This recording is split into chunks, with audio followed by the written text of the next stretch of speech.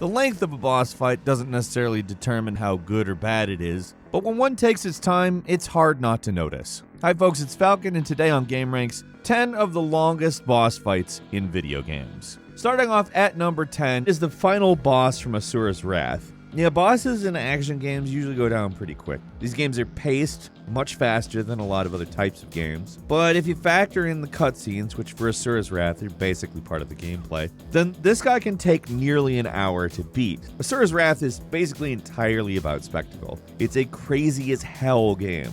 It starts out over the top, and it never stops building into totally nuts. The final boss, Chakravartin, shoots at you with lasers that destroy multiple planets at a time, and it's bigger than a galaxy.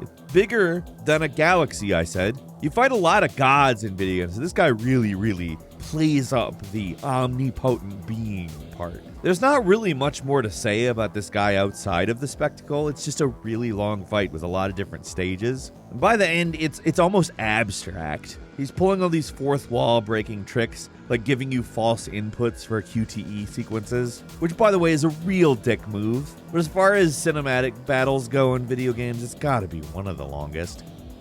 At number 9 is King Krool from Donkey Kong 64. Donkey Kong 64 isn't remembered quite as fondly as other rare platformers from the Nintendo 64, but it's not for a litany of reasons, but rather one reason that basically extends itself through the entire game. It's a really tedious game. You could describe a lot of different parts of this game as very tedious. And that pretty much perfectly describes the final boss, King Krool. Rare has never been a stranger to long final bosses. The Gruntilda fights from both Banjo-Kazooie games, they were also pretty long. But Krool goes on much longer. He has 5 different forms, and of course, no checkpoints, with his final form being the most annoying and requires you to precisely time and charge up a punch to properly get a hit in. So if you fail that part, and on your first try you most likely will, you start the battle from the beginning. Now, it's not the longest fight you're ever going to fight in a video game, but it does feel like it.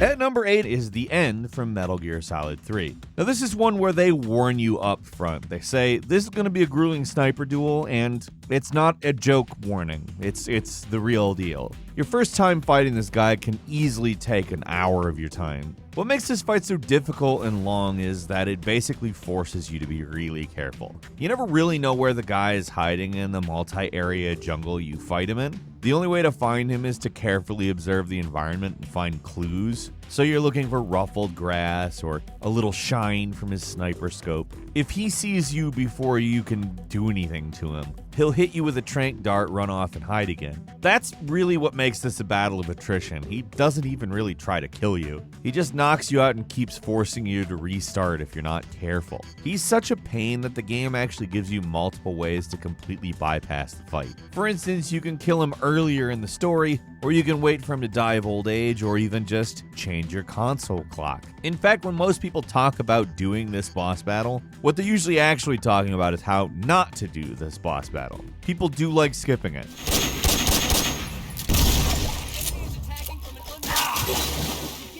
At number 7 is Kassala Daora from Monster Hunter World. Monster Hunter games are all about long battles. And these long battles always occur with giant monsters, so there's lots of scale. Sometimes lots of scales, if it's reptilian in nature. But we feel like Kassala Daora deserves special mention for not just being a hunt that takes a long time, but one that feels even longer than it actually is. What makes this elder dragon take so much longer to fight is its use of wind. It likes to fly up into the air and generate these enormous tornadoes that linger on the battlefield for minutes at a time. You get close to a tornado, you get thrown around. At times, this guy will have multiple tornadoes on the battlefield, and it makes it nearly impossible to get close to it. So you basically just have to wait. Like, the tornadoes disappear eventually, and you have to wait for that. On top of that, at half health, it'll generate a wind shield around itself that stuns you when you get too close to it. So basically, being a melee fighter at all for this fight really sucks. Thankfully, it does have a big weakness: flash pods. You can use flash pods to just knock him right out of the sky. But if you're fighting a tempered Kassala, which is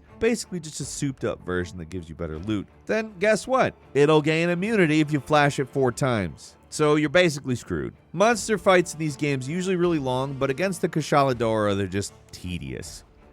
And number 6 is Sidious the Invincible from Borderlands 2. Borderlands games love their raid bosses. Sure, the first game didn't actually get one until the add-on, The Secret Armory of General Knox, but that guy, gameranx the Invincible, he must have been pretty popular because they really went all in on raid bosses in the sequel. All of these guys are pretty tough, but the worst of them all is Sidious the Invincible. This dude's an overpowered stalker that, at least in true Vault Hunter mode, has, as far as we can tell, the most health of any enemy in the whole game, clocking in at more than 13 billion HP. This guy's unique in a few ways outside of having a ton of health. I mean, it's the only raid boss you fight outside of a special arena, and then you fight this guy on the main map of Sir Hammerlock's Big Game Hunt, the 3rd add-on. Also, instead of spending the usual 20 iridium you normally have to spend to fight a raid boss, you have to spend around 90 to 99 to get this thing to appear. Last, it's damage resistant on a pretty high level,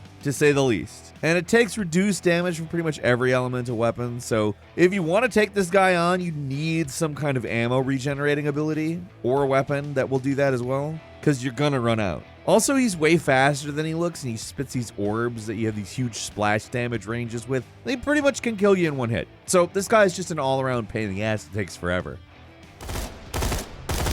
At number 5 is Overlord Ballroom Disgaea D2. The final challenge at the end of pretty much every Disgaea game, the incredible anime and very bizarre strategy RPG series, is the Overlord Ball. These games are basically entirely about getting your stats to insane numbers, but the stats on this guy are just, ludicrous. He's got over 100 billion HP. 100 billion. There's a possibility he has over 400 billion. And those numbers don't mean anything at that point. That's silly. These are obviously stats that go way over the normal limit of 99,999,999 with level 999 items equipped on him. And we're just saying numbers to sound absurd at this point, right? Combine that with some of his crazy abilities he deploys, like being able to attack 4 people the second they're summoned, getting super high evasion on his 3rd form, and summoning copies of himself. You've got an all-around pain in the ass of a boss. And number 4 is Yzmat from Final Fantasy XII, which is, by the way, a pretty unique entry in the Final Fantasy series, not just because of its more MMO-based battle system and unusual setting, but it's also unique literally just because of this guy. Basically, he's the final challenge of the game. He's the final hunt that only becomes available after completing almost all the other hunts. He's got 1 million HP, which doesn't sound too bad compared to some of the stuff we've seen on this list, but here's the thing. He's got 50 health bars. That's over 50 million HP. Like, you take him down 1 million and, whoa, hey, there goes that health bar. It's another one. In the original release of Final Fantasy XII, this guy would take often up to 12 hours to kill, which is totally insane, especially for a single-player game. And he can be a real asshole, too. At this point in the game, you're likely to be using the Renew spell to fully heal your party, and when Yzmat's almost dead, he'll pull a trick and cast Reflect on your party. So if you're automatically healing using Renew, unless you planned for it or think fast, you're going to end up casting Renew on a party member who's been reflected, and the spell gets deflected off of them and instead heals Yzmat fully, near the end of an already insanely long battle.